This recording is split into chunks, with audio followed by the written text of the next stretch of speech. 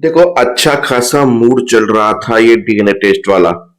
बीच में आदित्य हैदराबाद जाके कांड करने लगा तो पूरी कहानी उसके ऊपर डाइवर्ट हो गई। मतलब मुझे ये समझ में नहीं आ रहा कि मैं आदित्य और अमन के बीच का फर्क पता करूं या काशवी की सच्चाई का इंतजार करूं। पर देखो, कल के एपिसोड में जैसे मैंने कहा था कि भाई काशवी का पोपट कटेगा और तबीयत से कट गया और चाची ने बोल दिया वो प्रश्न मेरा था। मुझे पता था भाई साहब ये ऐसा ही होगा। चलो कहानी में फोकस करते हैं। अर्जुन से बाल का सैंपल लेके उसमें डाल के मैं काशी पहुंची, डॉक्टर के पास सैंपल दिए, डीएनए की रिपोर्ट आई। वो लिया तो डॉक्टर ने बोला यार आपने तो सैंपल ही गलत दे दिया, यार ऐसा कैसे कर सकते हैं आप। बोला नहीं सैंपल गलत नहीं है। तो बोला फिर कुछ और मिस्ट्री होगी आपकी। मतलब जिसकी माँ का आपने सैंपल दिया है वो उसकी माँ नहीं है, क्योंकि उसकी माँ का डीएनए मैच नहीं हो रहा। आई एम श्योर कि तरुण की माँ ही महिमा है। I am sure sir doctor वो उसी की माँ है। तो बोला फिर ये सैंपल उससे मैच नहीं कर रहा, मतलब इसका क्या मतलब है कि महिमा तरुण की माँ नहीं है। ये दोनों रिपोर्ट रही और ये रहा डीएनए का सैंपल। अब काशवी दौड़ती हुई घर गई। सुबह में महिमा पहुंची थी वहां पे तो सब कुछ ठीक था, बच्चे के साथ खाना वाना खा रहे थे, ब्रेकफास्ट। बोला महिमा हाँ। बोला क्या हुआ काशवी, सुबह सुबह तुम यहाँ ऐसे हाँ, मिकी तुम तरुण को लेकर अंदर जाओ तो। और तरुण को अंदर लेके गए। बोला क्या हुआ। बोला सबसे पहले तो तुम ये बताओ कि तुमने इतना बड़ा झूठ लोगों से क्यों बोला, कैसे कहा झूठ इतना बड़ा। बोला कौन सा झूठ क्या। बोला कि तरुण तुम्हारा बेटा नहीं है। बोला क्या बात कर रही हो तुम। अब महिमा तो पहले घबरा गई, ये कैसे हो सकता है, इसको कैसे पता चला। बोला कि तुम्हारा डीएनए सैंपल मैंने लिया था, अर्जुन का भी लिया था, उसमें ये पता चला मुझे कि तुम तरुण की मां नहीं हो, क्योंकि रिपोर्ट में साफ साफ दिख रहा है कि तरुण का और तुम्हारा डीएनए मैच नहीं हो रहा। अर्जुन ने बोला मेरा डीएनए मैच हो रहा है, तरुण मेरा बेटा है, तुम्हारा बेटा नहीं है। मुझे समझ में नहीं आया ये मिस्ट्री क्या है। साफ साफ जवाब दो महिमा के ये क्या है। उसके बाद महिमा तो कंफ्यूज होगी। चाची बोले इसको कैसे सब कुछ पता चल गया। चाची बोली काशवी क्या इसका बेटा उसका बेटा लगा के रखा है तूने। एक माँ से पूछ रही हो कि तो उसका बेटा है कि नहीं। बोला रिपोर्ट गलत भी तो हो सकती है ना। बोला रिपोर्ट गलत कैसे हो सकती है, मैंने अपने आंखों के सामने रिपोर्ट दी है, डीएनए सैंपल गलत कैसे हो सकता है।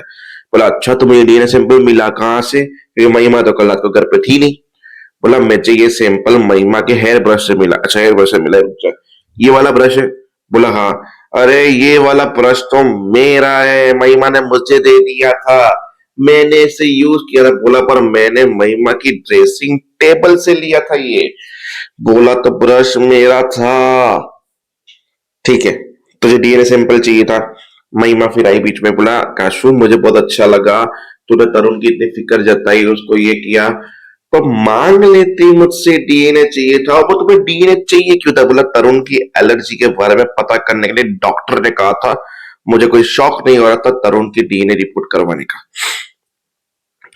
फिर सब लोग काशी के ऊपर चढ़ गए, तो मैं पूछ लेना चाहिए था, पूछ लेना चाहिए। बोला सब लोगों को महिमा ने चुप कराया, खैर करो चुप करो, ठीक है कोई बात नहीं, हम दोनों साथ में चलते हैं क्लिनिक और जाके डीएनए सैंपल देते हैं। चाची बोली इसको क्या काले कुत्ते ने काटा है, अभी क्यों डीएनए सैंपल देने के लिए जा रही है ये औरत। बोला महिमा रहने दे। बोला नहीं एक्चुअली में तरुण की बीमारी का सवाल है, पता तो चलना चाहिए ना, इसके लिए मैं खुद चलूंगी तुम्हारे साथ, मेरे सामने मैं डीएनए सैंपल लूंगी, ठीक है। अब महिमा उड़ गई। फिर महिमा पहुंचने के बाद वहां पे काशी को गले लगाया, रोई कि तुमने मेरे बच्चे के लिए इतना किया, ये वो ये ऐसा, मैं बहुत धन्यवाद दूं तुम्हारा। ऐसे करके गले लगा के साली ने बाल खींच लिए पीछे से। फिर अंदर गई और जानबूझ के यहाँ से यूं बाल निकाला और दिया कि लो डीएनए सैंपल। फिर बोला कि मैं तुम्हें घर छोड़ दूं। बोला नहीं मैं चली जाऊंगी। काशी वहां से चलेगी। अब महिमा ने पीछे से कान करके वो बाल चेंज किया है, या उसी वक्त वो अपना बाल निकाल के दिया, या रिपोर्ट में बाल चेंज करेगी, आई डोंट नो, पता नहीं है। पर कुछ कांड करने के लिए महिमा वहीं रुक गई। अब काशी को उस चीज का शक हो रहा है कि यार ये कुछ तो महिमा का बिहेवियर अलग लग रहा था, ये ऐसे क्यों बात कर रही थी, थैंक यू वगैरह, इतना सब कुछ, ये वो सब सडनली ऐसा बिहेव क्यों कर रही थी। हाँ बस रिपोर्ट आ जाए तो मुझे सच का पता चले कि तरुणी महिमा का बेटा है कि नहीं है। मेरा बेटा तो मुझे मिला नहीं, पता नहीं कहाँ होगा। ऐसे करके काशी अपने दुख में दुख हो गई। अब वो वहां पे उस अर्जुन को रुकना पड़ा तो उसने आदित्य को फोन किया कि मैं नहीं आ पाऊंगी, मेरी माँ की तबीयत ठीक नहीं है।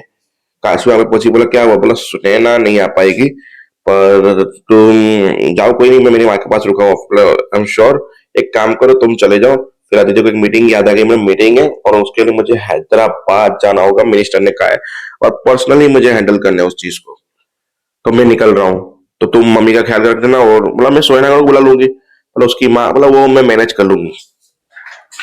अब सुनैना का बार बार फोन जा रहा था काशवी के मोबाइल से, क्योंकि अब काशवी घर पे अकेली थी। अब फिर मिंकी आया, क्योंकि अर्जुन तो टाइम स्पेंड कर रहा था, अर्जुन के कतरुण के साथ बैठ के दवाई ववाई दे रहा था, उसको ट्यूब लगा रहा था एलर्जी की, ऐसा फैमिली टाइम, क्योंकि उसने छुट्टी लेके रखी है। मिकी बोला चलो साइड में बात करते हैं। महिमा बोला ये बार बार मिकी क्यों अलग रूम में लेके जा रहा है, मुझे कुछ शक हो रहा है, ये लोग कुछ खिचड़ी पका रहे हैं। फिर बोला तुमने क्यों बुलाया, मैंने फैमिली टाइम पे हूँ। बोला काशवी का फोन आ रहा है सुहाना के मोबाइल पे।